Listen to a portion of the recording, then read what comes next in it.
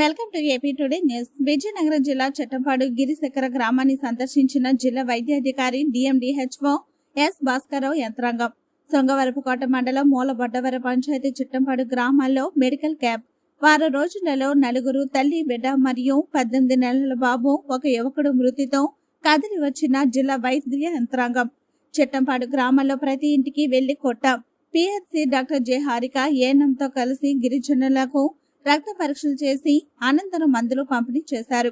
జిల్లా వైద్యాధికారి ఎస్ భాస్కరరావు మాట్లాడుతూ వరుస మరణాలపై సమగ్ర విచారణ చేయడానికి 4 డాక్టర్ల బృందంతో వచ్చి సమగ్రమైన విచారణ చేపట్టి వైద్యపరంగా ఏ విధమైన సేవలు అందించాలనే దాని మీద ఇక్కడికి రావడం జరిగిందని అన్నారు.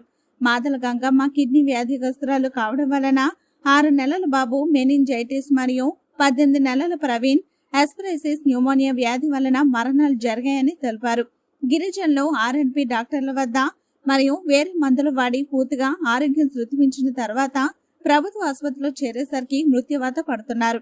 గిరిజనులకు పూర్తిగా అవగాహన కల్పించడం కోసం దీర్ఘకాలిక వ్యాధిగ్రస్తులు ఎఫ్డిపి క్రింద ప్రభుత్వం వారు ఇంటి వద్దకే మందులు పంపిణీ చేస్తుంది. అటువంటి సదుపాయాలు వినియోగించుకోవాలి.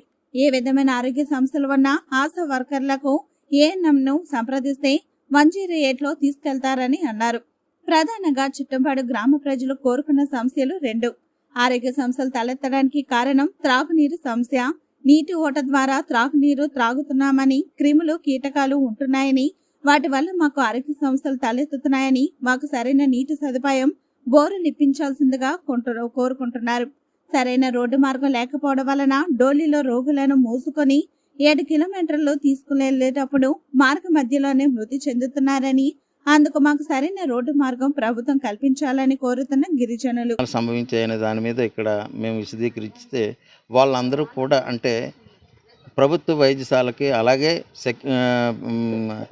సిహెచ్కి కానీ ఏరియా హాస్పిటల్ కానీ సంప్రదించేసరికి అంతకుముందే పూర్తిగా వైద్యం వేరే చోట చేసుకోవటం, దానివల్ల అప్పటికే కాలాతీతం అయిపోయి వ్యాధి పూర్తిగా నియంత్రణ ఇచ్చే స్థాయిలో లేకపోవటం వల్ల ఈ మరణాలని సంభవించడం జరిగింది. కాబట్టి ఇటుపైన ఏదైనా జ్వరం కానీ అలాగే ఏ రకమైన ఆరోగ్య సమస్యలు వచ్చినా ఇమీడియట్గా దగ్గర ఉన్నటువంటి ఏఎన్ఎంని కానీ ఆశా వర్కర్ని కానీ సంప్రదించాల్సిందిగా ఈ ప్రజలకు కోరడం జరిగింది.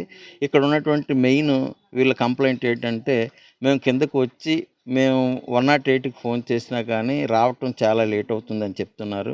ఇటుపైన 108 ఇమీడియట్గా 15 నుండి 20 నిమిషాల లోపు ఇక్కడికి వచ్చేటట్టుగా 108 సిబ్బంది తాలూకు అంటే స్థానికంగా ఉన్నటువంటి 108 డ్రైవరు అలాగే సూపర్వైజరు అలాగే 108 కోఆర్డినేటర్ నెంబర్లను కూడా వీళ్ళకి ఇచ్చి హై ప్రయారిటీ మీద ఈ ప్రజలు కొండ దిగ్గానే వెంటనే 15 నుండి 20 నిమిషాల్లో అంబులెన్స్ వచ్చేటట్టుగా ఈ చర్చలు జరపడం జరిగింది. ఇటుపైన వెంటనే వాళ్ళకి రవాణా సదుపాయం కూడా కలిగించడం జరుగుతుంది.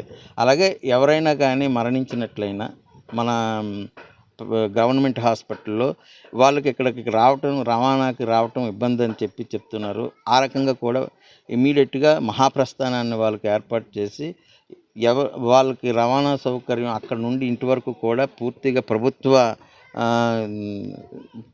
ద్వారానే చేస్తామని చెప్పడం కూడా జరిగిందనమాట.